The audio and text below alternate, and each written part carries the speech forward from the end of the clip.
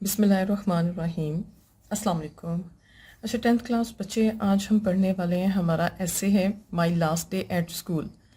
ठीक है, ऐसे पढ़ने से पहले जो है वो एक बात क्लियर कर दूं कि 9th क्लास में आप लोगों के पास जो है वो ऑप्शन होती है कि लेटर, डायलॉग, स्टोरी, इन तीनों चीज़ों में से कोई एक चीज़ जो है वो आपने लिखनी होती।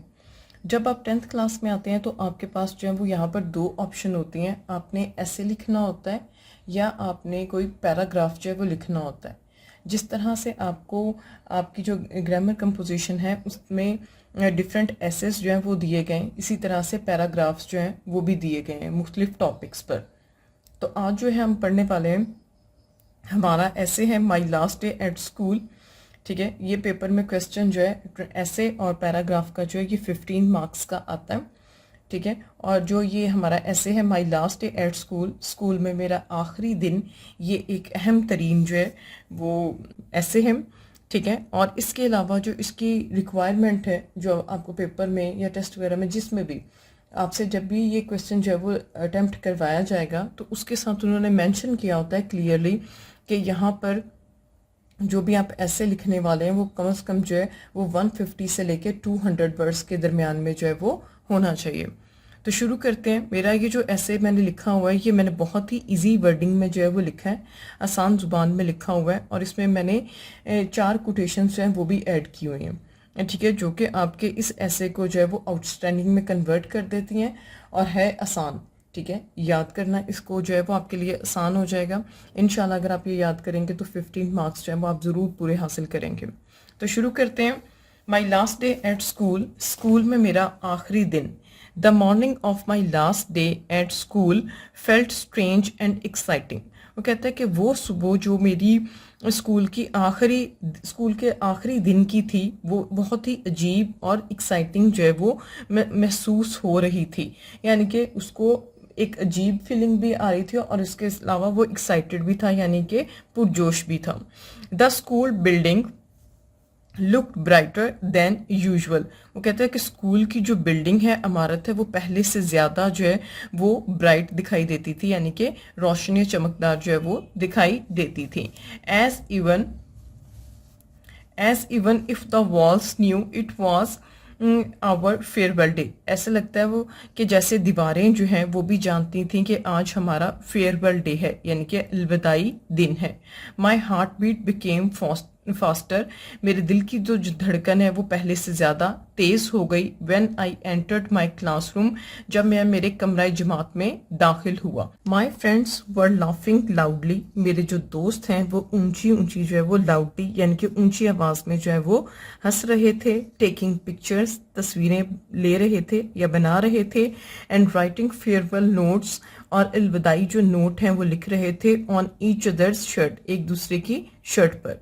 डीप इनसाइड, अंदर से, how ever every one was hiding tears behind smiling faces. वो कहता है कि जब के सब जो है वो अंदर यानी कि दिली तौर पे जो है उन्होंने अपने आंसू जो है वो छुपाने की कोशिश कर रहे थे। हाइडिंग का मतलब होता है छुपाना और टीयर्स का मतलब होता है आंसू।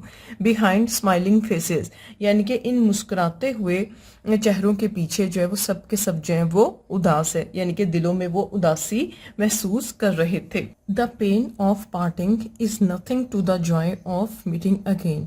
वो कहते हैं पार्टिंग यानी कि अलग होने का जो दर्द है या उसकी जो तकलीफ है वो कुछ भी नहीं होती to the joy of meeting again, दोबारा मिलने की खुशी के आगे। यहाँ से हमारा सेकंड पैराग्राफ शुरू होता है। सून, जल्द ही, आवर टीचर्स, हमारे उस्ताज़ा कराम, एंटर द क्लासरूम, वो क्लासरूम में दाखिल हुए। एंड शेयर्ड, और उन्होंने हमारे साथ शेयर की। ब्यूटीफुल मेमोरीज, अपनी जो उनकी खूबसूरत यादें थी वो उन्होंने हमारे साथ बांटी। विद अस, हमारे साथ। देयर वर्ड्स, उनके अल्फाज, टच्ड आवर हार्ट्स डीपली, उनके अल्फाज जो है वो हमारे दिलों को छू गए। द प्रिंसिपल एडवाइज्ड अस, जो प्रिंसिपल साहब हैं उन्होंने हमें नसीहत की। टू वर्क हार्ड, कि हम सख्त मेहनत करें। एंड बिकम सक्सेसफुल, और कामयाब बने इन लाइफ, जिंदगी में। एट दैट मोमेंट, उस लम्हे में। आई रियलाइज्ड, मुझे एहसास हुआ। That school was not only a place of study, कि स्कूल जो है वो सिर्फ एक पढ़ने की जगह नहीं थी, but also a world of dreams and friendship, بلکہ یہ دنیا ہے خوابوں کی اور دوستی کی.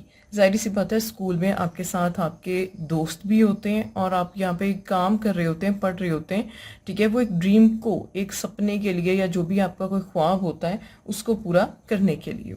School life is the golden period of life. جو اسکول لائف ہے یعنی کہ اسکول کی جو زندگی ہے وہ انسان کی زندگی کا سب سے سنہرا دور ہوتا ہے.